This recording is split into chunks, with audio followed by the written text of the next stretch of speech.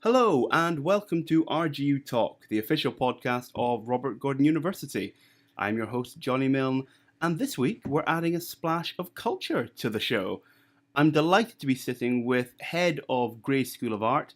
It's Libby Curtis. Libby, thank you for joining me today. Yeah, great. Good to be here. Well, before we dive into the main topic, I wanted to ask you just a little bit about your time at Grey's. I know you became head of school just last year, but it'd be great to learn more about your work before that promotion. Okay. Well, I suppose I've been at Robert Gordon's University for quite some time. I started off working in first year, but left actually after that when I was head of first year, and set up my own business elsewhere. Worked at various other institutions in England and in Scotland, and came back and then started to work within the design and craft areas and gradually received various promotions. But I think the key thing whilst I was away during that period of time was actually developing my own business, really, and learning from that. Since I've come back at RGU, I've been heavily involved in teaching and learning and developing student partnership projects. And what was it that brought you to RGU and to Grey's in the first place?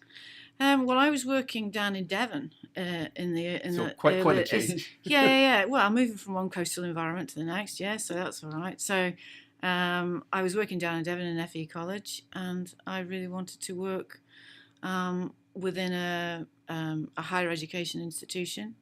Wanted to work in my specific specialism of jewellery, and so I saw this job advert and applied for it. And that was my first step into Scotland and my first step into Robert Gordon University and Grey School of Art. And you mentioned crafts. I was actually looking at your profile on the RGU website before sitting down with you today. Yeah.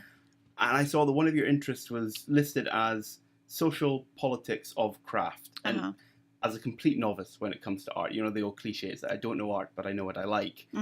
What exactly does that mean? Well, that's a very broad, I suppose, topic of interest, really. I mean, the title, you know, the name craft comes with a huge sort of cultural baggage around it of skill, expertise, guilds, qualifications, but actually domesticity as well. This sense of well-being that people can achieve through the practice of craft. The authenticity of craft and the sort of anti-corporate approaches that craft practice actually brings along. It's about small-scale entrepreneurialism. It's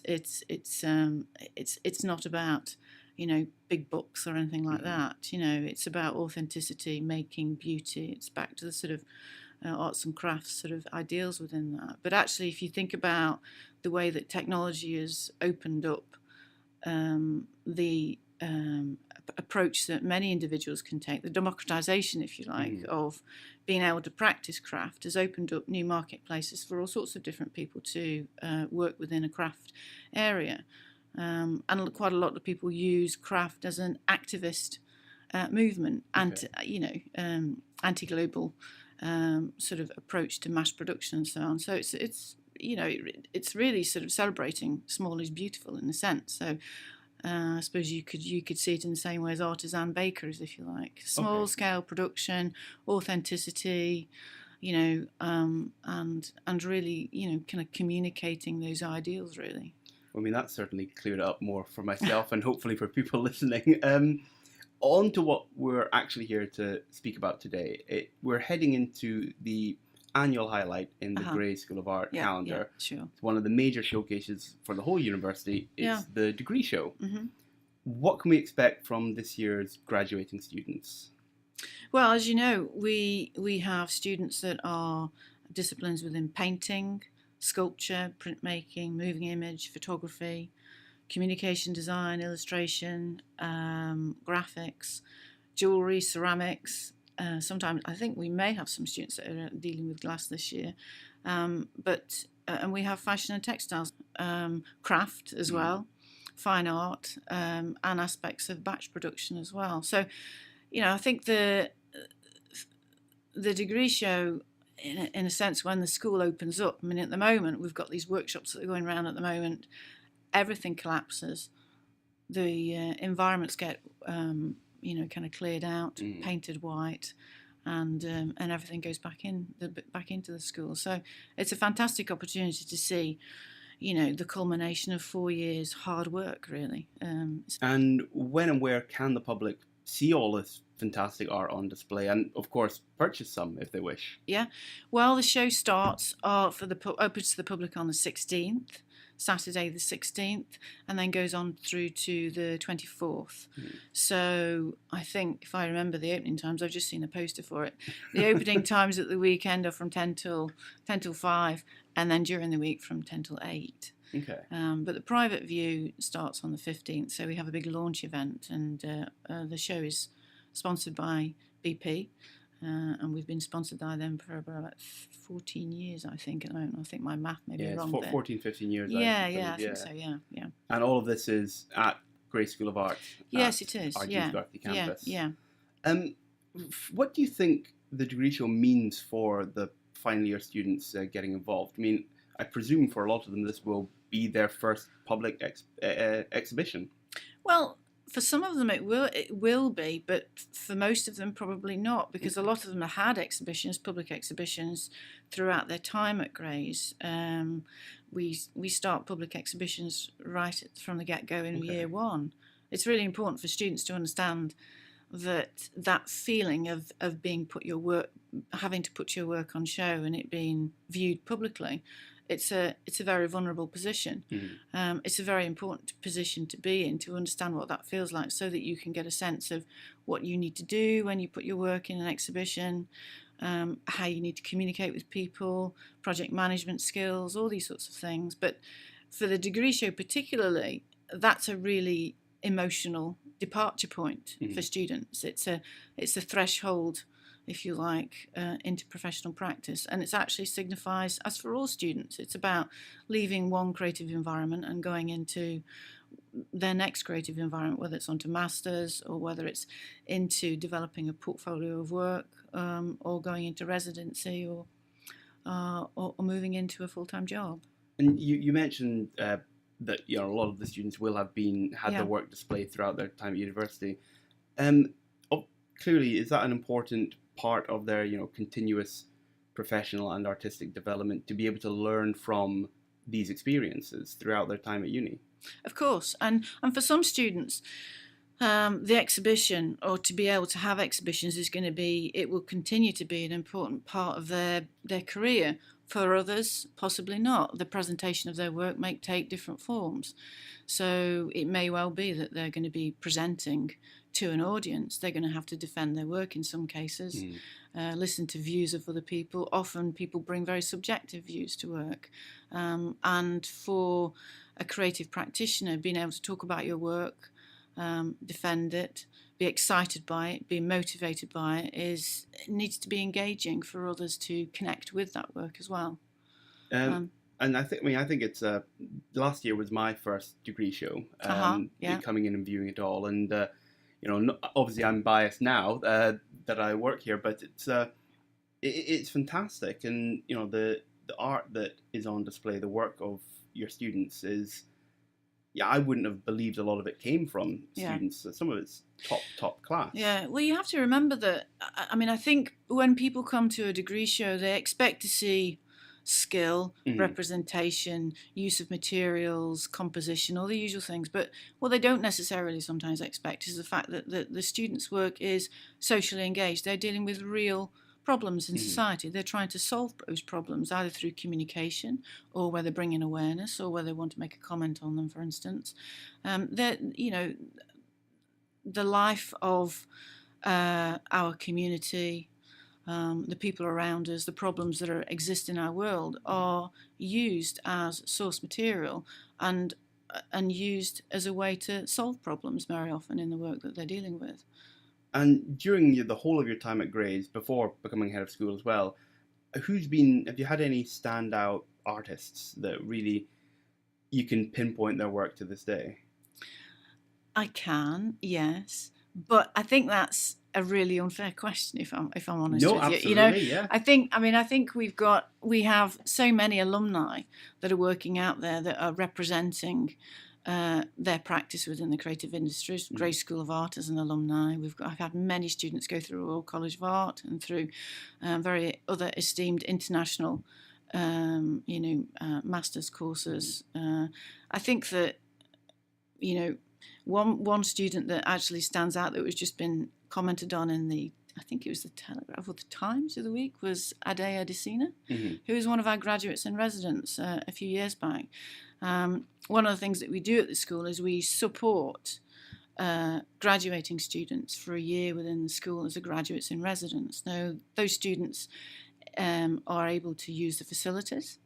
They're able to receive guidance and support from members of staff. They act as an ambassador for us. They maybe do some support work within the studios, but they're able to use the workshops and facilities to develop a body of work, and that's what Ade did, and did that very well, and has gone on to good things. So he's just a very recent example, if you like. But if I could go back over my records, I could give you lists and lists and lists. But I think I totally agree with your point that there's been so many over the years.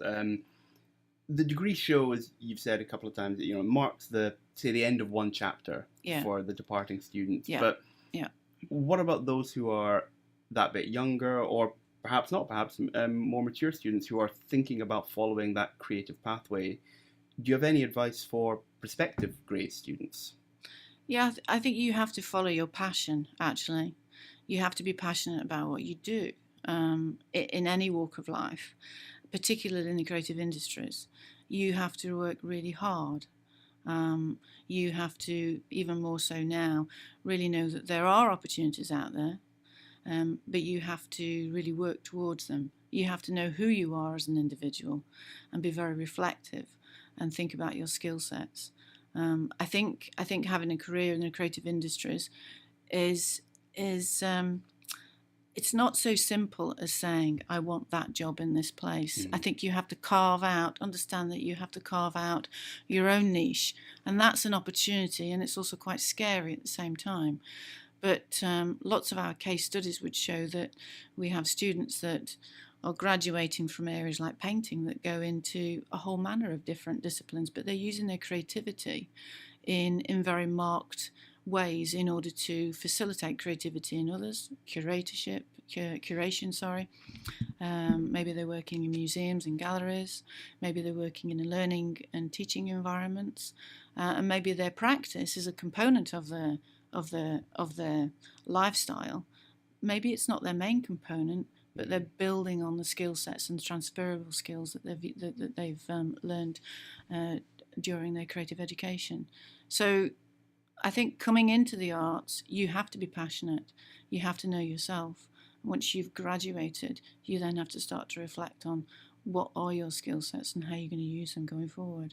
I mean, that's fantastic advice.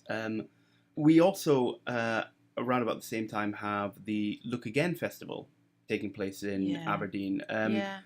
Now, how important is that for the city, given its very close links with RGU and Grays, for helping to foster some of the Northeast's emerging talent? It's critically important. I think the foresight of RGU to embrace the Look Again team and the festival under the auspices of RGU is a real testament to RGU's commitment to cultural engagement. It's critically important that we develop our own community of cultural and creative practitioners, and we find ways of enabling them to stay in the city, work in the city, develop the cultural infrastructure, develop those cultural activities within the city. And indeed, the Look Again team and RGU have been pivotal in working with the City Council and other creative agencies and cultural sectors, partners in the city, to develop the city's cultural strategy. And, Look Again is a very, very important component of our calendar, cultural calendar within the city. It's grown over the last few years. It's heavily connected with the school. Students and projects that we've developed in collaboration with Look Again we're deeply invested in that festival and will continue to be so. And we see that as a catalyst for developing confidence, practitioners that can take managed risk in developing their creative practice and in showcasing their skills to the city and beyond. So I think it's fantastic that we're part and parcel of the Look Again Festival with the Degree Show this year, and we'll look to be working with them in the future very closely as well. And it always makes for an exciting summer of art. Fantastic! It's amazing. It's really good. And having just seen the brochure for the Look Again Festival that's going to go out, I'm very excited about all the different things that are going to be in there. Well, finally, I'm going to ask you to give me 5 words to describe this year's Degree Show. Okay. I did think about this before. So it's always exciting, absolutely innovative, socially engaged, and totally dynamic. Perfect. Okay. That's all I need for that. Well, on that, Libby Curtis, thank you so much for sitting down with me today. Okay, great. And that's it for another episode of RGU Talk. On behalf of the university, I'm Johnny Milne, and we'll talk to you later.